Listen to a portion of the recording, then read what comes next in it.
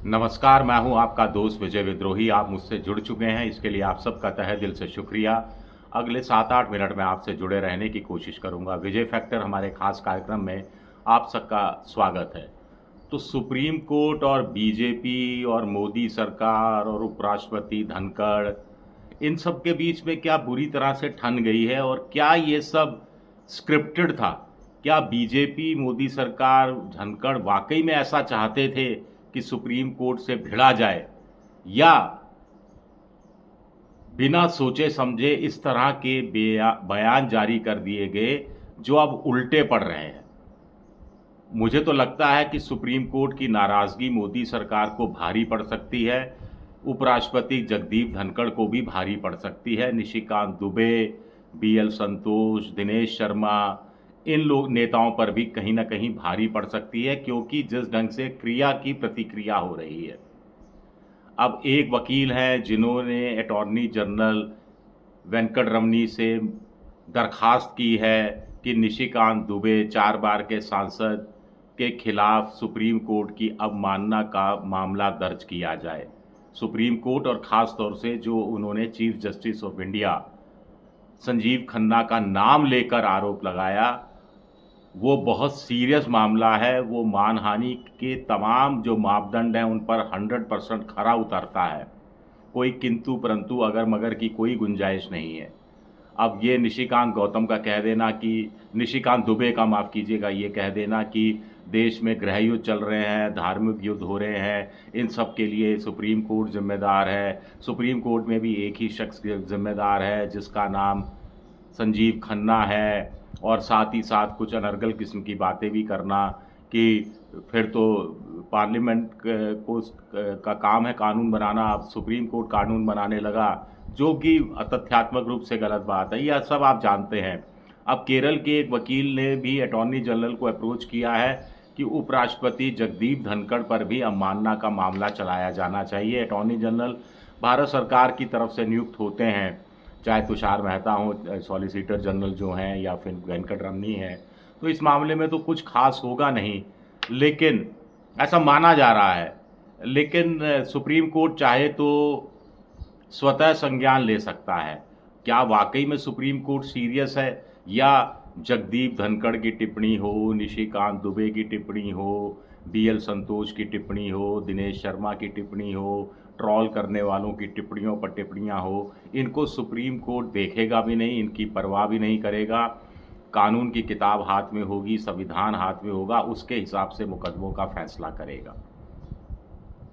या supreme court को लगेगा कि नहीं, अगर इसका जवाब नहीं दिया गया तो सुप्रीम कोर्ट की क्रेडिबिलिटी और डाउटफुल होगी।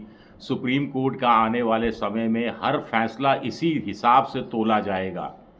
अगर सरकार के खिलाफ फैसला गया तो एक वर्ग कहेगा हमें पहले ही मालूम था सुप्रीम कोर्ट सरकार के खिलाफ फैसला देगा, क्योंकि सुप्रीम कोर्ट तो विपक्ष से मिला हुआ है, सुप्रीम कोर्ट तो संसद से ऊपर हो गया है, सुपर हो गया है, सुप्रीम कोर्ट तो राष्ट्रपति को निर्देश देने लगा है, तो सुप्रीम कोर्ट को परवाह नहीं है लोकतंत्र की। और अगर सुप्रीम कोर्ट का कोई फैसला सरकार के हक में गया तो दूसरी तरफ वाले कहेंगे हमें तो पहले ही पता था कि सुप्रीम कोर्ट बिक चुका है, दबाव में आ चुका है, धमकियों का उस पर असर हुआ है, जज साहब डर गए हैं, जज साहब अब कानून के हिसाब से, संविधान के हिसाब से, सबूतों के आधार पर फैसला नहीं दे रहे, फैसले कहीं और क्या तय हो रहे हैं, क्या सत्ता का हस्तक्षेप इस कदर बढ़ गया है, तो ये क्रेडिबिलिटी डाउटफुल हो जाती है। और जस्टिस गवई, जो कि अगले चीफ जस्टिस ऑफ इंडिया होने वाले हैं, 14 मई को वो शायद शपथ ग्रहण करेंगे, क्योंकि 13 मई वर्तमान जो सीजीआई है उन खन्ना साहब, उनका आखिरी दिन है कार्यकाल का। हालांकि उससे पहले 5 मई की इम्पॉर्टेंट बैठक में भी होंगे, जिसमें सुनवाई के दौरान भी होंगे, जिसमें वक्फ कानून पर आगे सुनवाई की जाएगी। लेकिन बड़ा इंटरेस्टिंग किस्सा हुआ आज, बहुत दिलचस्प किस्सा हुआ। मुर्शिदाबाद में हिंसा को लेकर सुप्रीम कोर्ट में एक मामला दायर किया गया, एक याचिका दायर की गई थी, किसी वकील की तरफ से याचिका दायर की गई थी, जिसमें सुप्रीम कोर्ट से आग्रह किया कि आर्टिकल 355 के तहत सुप्रीम कोर्ट राज्य सरकार को, ममता बनर्जी की सरकार को एक तरह से निर्देशित करें कि वो हिंसा पर काबू पाए। कानून व्यवस्था राज्य सरकार का विषय है, लेकिन आर्टिकल 355 के माध्यम से दखल दिया जा सकता है और बीएसएफ और तमाम पर गलत आरोप लग रहे हैं, उन आरोपों से बचा जाए, अर्धसैनिक बलों की तैनाती और दूसरी चीज़ें, तमाम एहतियाती कदम उठाए जाएं। इस पर जस्टिस गवई ने जो टिप्पणी की वो बड़ी इंटरेस्टिंग है। जस्टिस गवई चाहते तो इस टिप्पणी से बच सकते थे, लेकिन अंदर कुछ ना कुछ खुदबुदा रहा था। अब जगदीप धनखड़ उपराष्ट्रपति ने जो बातें कही उसके खिलाफ जज साहब ना तो प्रेस में आ सकते थे, ना सोशल मीडिया पर रिएक्ट कर सकते थे, ना कोई इंटरव्यू दे सकते थे, ना कोई पॉडकास्ट कर सकते थे, ना तो किसी यूट्यूब चैनल वाले को इंटरव्यू दे सकते थे। तो वो जज साहब जस्टिस गवई ने क्या किया, जो अपना टिप्पणी की मुर्शिदाबाद की हिंसा के मामले में, उसमें जोड़ दी दिल की बात और कटाश कस दिया, तंज कस दिया जगदीप धनखड़ को, और कहीं ना कहीं इरादे भी जाहिर कर दिए कि हम सब कुछ देख रहे हैं, हम सब कुछ वॉच कर रहे हैं। जो नेता, जो निशिकांत दुबे हों, चाहे फिर दिनेश शर्मा हों, चाहे उपराष्ट्रपति हों, चाहे कोई अन्य शख्स हो, उन सब की हरकतों को देखा जा रहा है, वॉच किया जा रहा है और सुप्रीम कोर्ट ने आंखें बंद नहीं की हैं।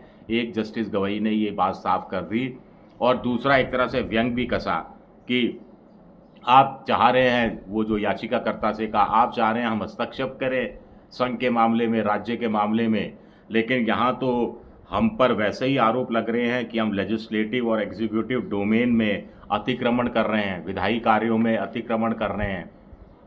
याद आ गया जगदीप धनखड़ जो उन्होंने कहा था कि सुपर पार्लियामेंट हो गया है सुप्रीम कोर्ट, आर्टिकल 142 का दुरुपयोग कर रहा है, न्यूक्लियर मिसाइल की तरह कर रहा है, 24/7 कर रहा है। तो जस्टिस गवई ने इसका जवाब दिया, हम पर वैसे ही संसद और कार्यपालिका में, एग्जीक्यूटिव में और पार्लियामेंट्री में हस्तक्षेप करने का आरोप लग रहा है। आप चाहते हैं ऐसी स्थिति में भी हम किसी राज्य को, संघ को निर्देशित करें। ये बात जस्टिस BR गवई ने कही, जो अगले चीफ जस्टिस ऑफ इंडिया बनने वाले हैं। और ये गवई साहब कोई छोटे मोटे जज नहीं हैं, बड़े पावरफुल जज रहे हैं। इलेक्ट्रल बॉन्ड वाला मामला था, उसमें भी वो उस पीठ का हिस्सा थे जिन्होंने इलेक्ट्रल बॉन्ड को अवैध घोषित किया था। इसी तरह फ्री बीस को लेकर इन्होंने कहा था कि लोगों को मुफ्त की रेवड़ियां खाने की आदत पड़ गई है। इसी तरह मनीष सिसोदिया को जमानत देने वाले जज भी यही थे।